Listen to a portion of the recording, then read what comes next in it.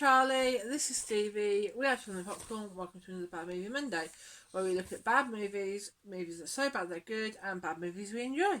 So welcome again to Musical March, and we have a big bad movie for this one. We have released in 1982, Grease 2. A British student at a 1960s American high school must prove himself to the leader of a girls' gang whose members can only date greasers.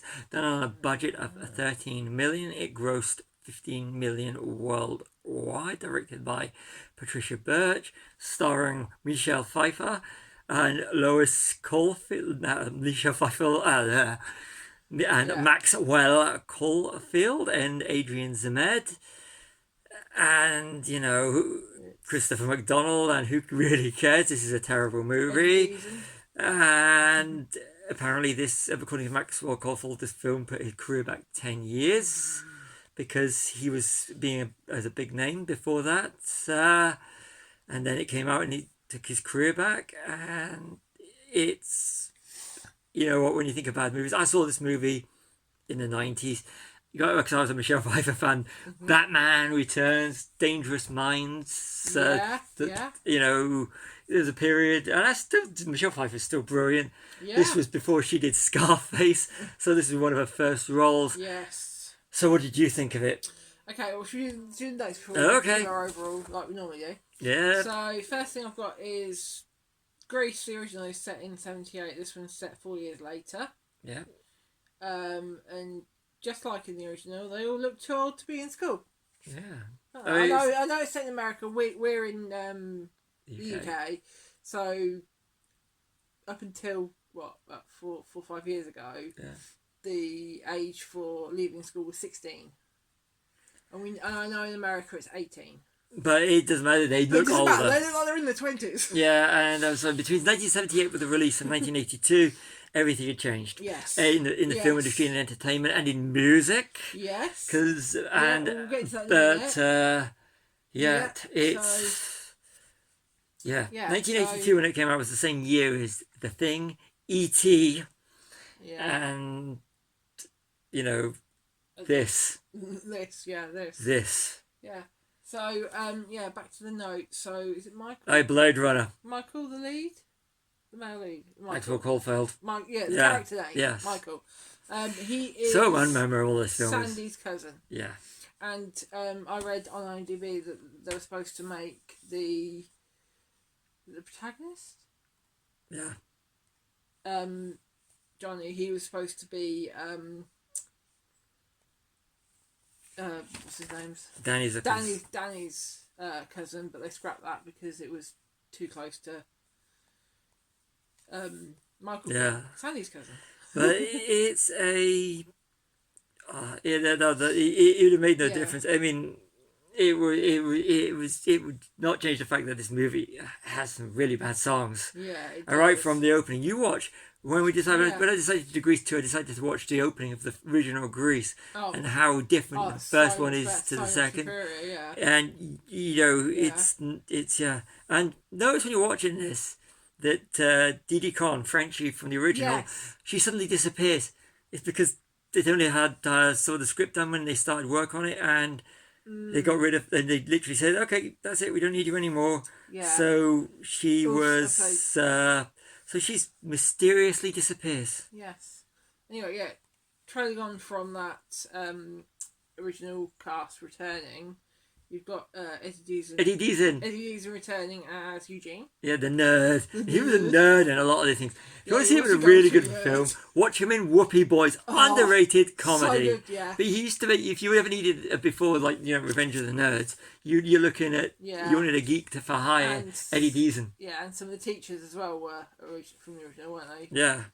As well. So that's about it from the original. So moving on to the T-Birds and the Pink Ladies. The T-Birds are posers. Yep. Wimps, wusses, whatever you want to call them. And they've gone from cars to motorbikes. I mean, you still, when you watch the original, you know, the Danny and Kaneki could kick the butts of anyone that they were. These ones are wusses, so that an English guy can come along who'd never ridden a bike before and still beat up the rival biker gang, when there's more of them than there is of him, and yet in this one, the T-Birds are just a bunch of wimps. The posers, aren't they? Yeah, just, and the whole thing, you know, the whole. You can say it's female empowerment. How the fact that Michelle Pfeiffer's character, but it's not. Does she goes away from the Pink Ladies to date who she wants to date, but she's still part of that group. Yeah, she's still a Pink Lady. It's just the Pink Ladies are apparently T-Bird property. Yeah. You know.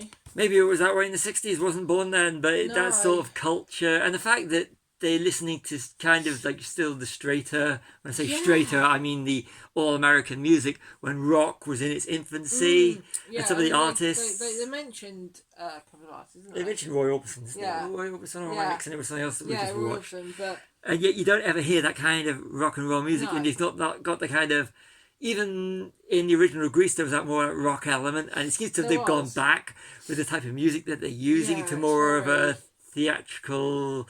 The whole thing with the talent contest at the end, is that kind of, is it called a Glee Club type music and everything like that? It's just kind of like nauseatingly sugary, no rebellion, and apple pie music. Yeah, that's you describe it as apple pie music. It's not good. Yeah, it's not good.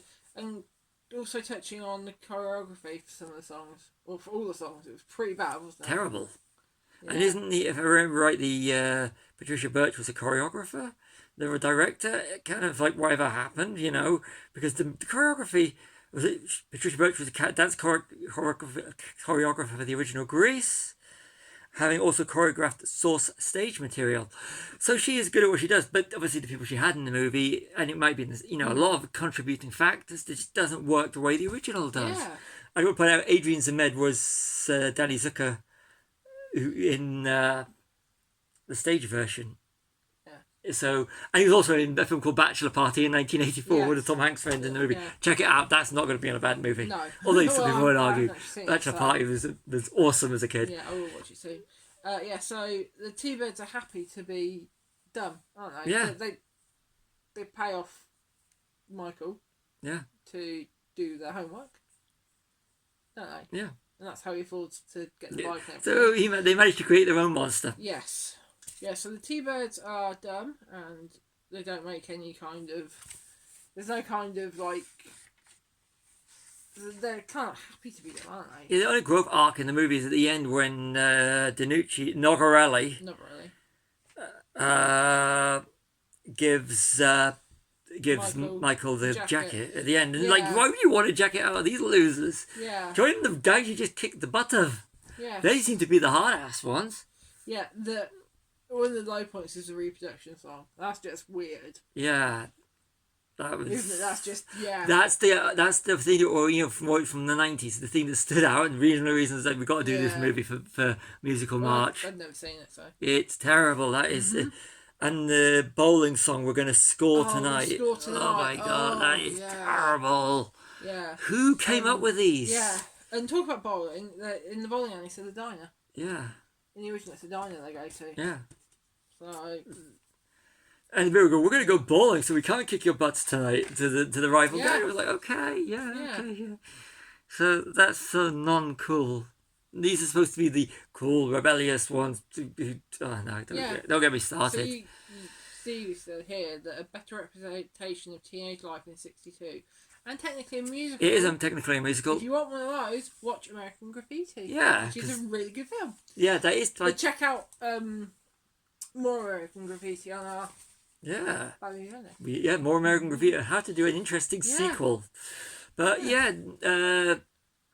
George Lucas's American Graffiti, which will never appear in a bad movie Monday, but that's more of a representation of that type of, because they have the you got the Pharaohs, which were the biker, which were the gang, and you've got the straight laced, the Ron Howard Steve. Yeah. But then it's really. That's more. Good, yeah. I mean, even Grease, which was set a few years earlier, but people said it's a superb movie. This is just a pointless sequel. It really is. Michelle Pfeiffer couldn't recognise Michael in the biker helmet. Same with Batman. Yeah. She couldn't recognise Bruce Wayne in Batman. Even though it was pointed out to her, So maybe if you don a mask, and the thing is, that was just terrible because That was. he doesn't even try to hide. No. You know, you can tell it's him. But he does kind of change his voice, doesn't he? He talks a bit gruffer. And shows the lack of a chest he has in the scenes. Oh God, yeah. Yeah, it's like wearing a leather jacket, using a bike, but if he came off his bike, his chest would get ribboned. Yes, it would get ribboned. So stupid. Yeah. And notice how when he gets her on a bike, she doesn't wear a helmet. Yeah. And yet he does. What does that tell you? That says how selfish the character is. Why would you want to go with someone like that? It's almost like he's putting on a fake American accent. I don't know what his nationality he's English. is. He's English. I think he's English. Yeah, because he plays in English. Yeah. So it's almost like he's putting on a fake to disguise who he is. Yeah. But, you know. Yeah, you can still tell it's him. Yeah, you can. Let's have a look. Going prowling. Oh, going prowling. Sounds like Stalkering. Stalking. Yeah, I looked it up. It's like going out to hit on girls, prowling, and singing a song about going to hit on girls. Really not politically correct. No. They're all wusses in school. They're all wusses in the school. They are all wusses. They are all wusses. And is it a no talent show? Yeah. He's a no talent show. That's good. Yeah. There's no talent in it. You said it, not me. Did I say? Oh, this is what happens when I say things. Can't remember what I said. We have watched a couple of movies since we actually watched it, so that's my defence. He has no talent. There were no talents in that show. Yeah. They all become friends in the end. Yeah. You know. And they all live happy. Except for the rival biker gang. Oh yeah. But that luau thing, I think they were trying too hard to make it into the fun fair at the end of. Yeah, it didn't work. Did not work. All it did show because what wusses the T-Birds are in this movie. The original T-Birds wished if they made an appearance at the end just to go in and just join with the rival bikers, just to kick their butts, you know, it would have worked. It would have worked better. And lastly, how can they graduate when they spend most of their time singing? Exactly. Plus the bit when Michael goes missing, nobody actually. Michael's missing. So that's a terrible school. In the talent show, in the rehearsals and the tryouts and stuff, he was playing the piano. So how did they not realise he wasn't there to play piano? Question everything. And the same with Wes Frenchie on. You'd thought they'd have at least tagged her in on the end and go back and just do the ending, but they didn't. There's so many things that are so messed up about this movie. So what did you think? Well, I've given it a 2-star rating. Not that it's bad. It's trying too hard to be the original. It really is. The songs are terrible. Okay, 1. The songs are terrible. The songs that are terrible. Yeah. They are terrible. They're terrible. Some of the dance scenes are terrible. The performance, everything is bad when you compare it to the original. This is a pointless cash-in sequel 4 years after the original, when musical tastes had changed. Yeah. And you know, you can't even say what was it going up against that year. I mean, musicals were dead at that point anyway. Yeah. But if it had been a good musical, it may have done something to help. But this is a bad. It is. It's not one of these. 1. Oh, really? It's a terrible movie. I was a bit generous giving it 2.